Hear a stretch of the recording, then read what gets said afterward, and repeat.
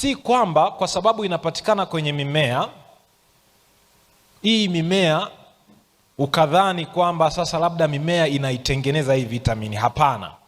Vile vile kama ilivyo kwa wanyama, unavyosikia kwamba ukila nyama ndivyo unapata vitamin B12, haimaanishi kwamba hii vitamin B12 wanyama ndo wanaitengeneza. Sikia nikwambie, vitamin B12 inatengenezwa na bakteria.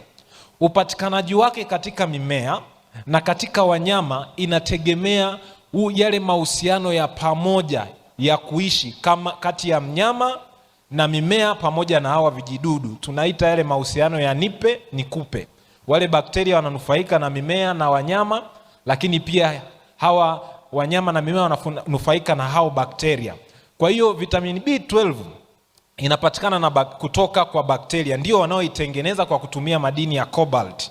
Na hata wale watengenezaji wa supplement, viwanda vya supplement, wanatumia bakteria kuzalisha hii vitamin.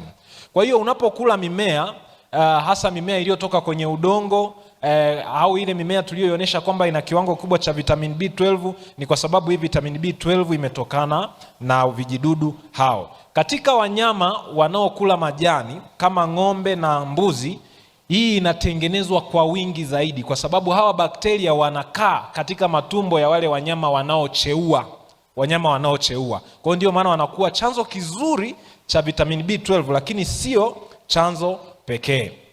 Hapo ninakuonesha mfano wa baadhi ya mimea inayoishi kwenye maji inakuwa na kiwango kikubwa cha vitamin B12 ukilinganisha na mimea ya ardhini, kwa sababu mimea ya kwenye maji kama mwani wa kijani, mwani mwekundu inategemea pia hii vitamin B12 kwa ajili ya ukuaji. Na walionyesha kwamba kunapokuwepo na kiwango kidogo cha vitamin B12, ukuaji wa hiyo mimea ya majini kama mwani wa kijani na mwekundu inapungua.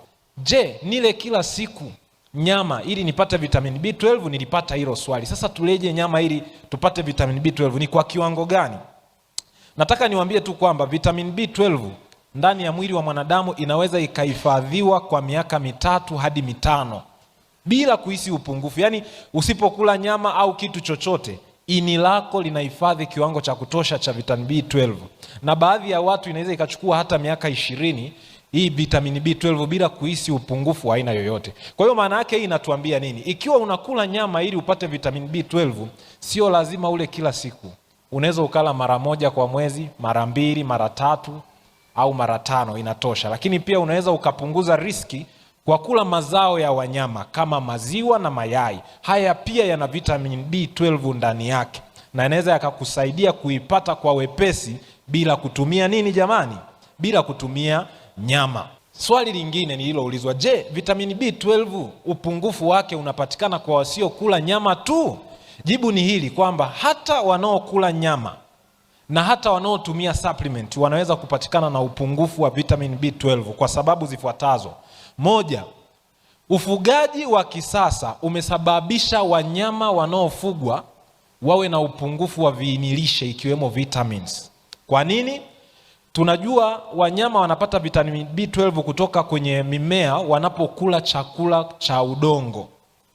Maana wale bakteria wanakaa kwenye udongo, na hata tafiti zinaonyesha kwamba vitamin B12 kwenye udongo ipo mahali ambapo hawa bakteria wanapatikana. Kwa hiyo unapokula, wanyama wengi wa kisasa ambao wamefugwa wanakula vitu ambavyo vimekuwa manufactured, wengi huwa hawana hii vitamini. Kwa hiyo unaweza ukala na bado usifanye nini? Usiipate. Lakini sababu ya pili ni changamoto za kiafya kwenye mfumo wa chakula zinazopelekea tumbo lako lisiweze kufyonza ile vitamin B12. Changamoto nyingine ni ulevi wa pombe. Watu wanaotumia pombe huwa wanaharibu ukuta wa tumbo kiasi kwamba unakosekana uwezo wa kuifyonza ile vitamin B12 kwa sababu hakuna vile vidude ambavyo vifactor wanaviita ambavyo mwili unavihitaji ili kufyonza vitamin B12. Lakini wale wanaofanya upasuaji ili kupunguza unene mara nyingi huwa wanapata changamoto hii haraka sana kwa sababu wanapunguza lile eneo ambalo vitamin B12 inafanya nini? Inafyonzwa kwenye mwili. Kwa sababu wanaopunguza unene kwa upasuaji huwa wanapunguza sehemu ya tumbo na utumbo mwembamba wa mwanzo.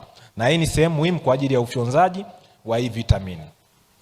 Umuhimu wa vitamin B12 ni nini? Ni uundaji wa seli za damu, inasaidia utendaji kazi wa seli za ubongo na neva na uzalishaji wa nishati mwilini, pia na uundaji wa chembechembe za urithi ama DNA. Kwa hiyo mtu anapokuwa na upungufu atajisikia dhaifu, uwezo wa kuconcentrate utapungua, na atakuwa pia na upungufu fulani wa damu kwa sababu seli zinakuwa hazikamiliki kwa uzuri unaotakiwa.